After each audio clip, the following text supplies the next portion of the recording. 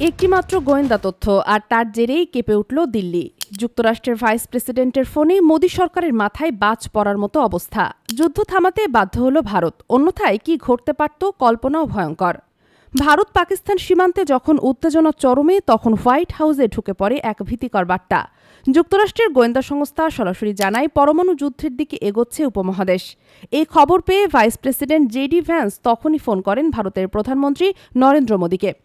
সেই ফোন কলেই মোদীকে জানানো হয় এই সংঘাত আরেকটু এগুলেই ভয়াবহ বিপর্যয় নেমে আসবে। মার্কিন প্রেসিডেন্ট ট্রাম্পকে অবহিত করে তাৎক্ষণিক সিদ্ধান্ত, যুদ্ধ থামাতেই হবে। পররাষ্ট্র দপ্তরের প্রধান মার্কো রুবিও, জাতীয় নিরাপত্তা উপদেষ্টা, এমনকি হোয়াইট হাউসের চিফ অব স্টাফ তিনজনই একযোগে সক্রিয় হন।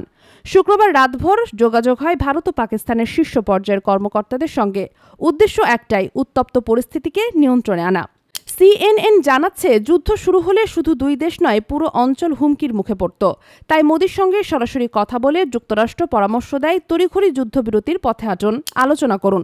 এই কথোপকথনের পরই শুরু হয় রাতভর টেলিফোন কূটনীতি। ভারত পাকিস্তান মুখোমুখি হয় আলোচনায়, আর তার ফলাফল যুদ্ধবিরতি চুক্তি কার্যকর। এটা কেবল কূটনীতির জয় নয়, এটা সেই সময়ের গল্প যখন একটি বার্তা আর কিছু সাহসী সিদ্ধান্ত রক্ষা করে দিল কোটি মানুষের জীবন।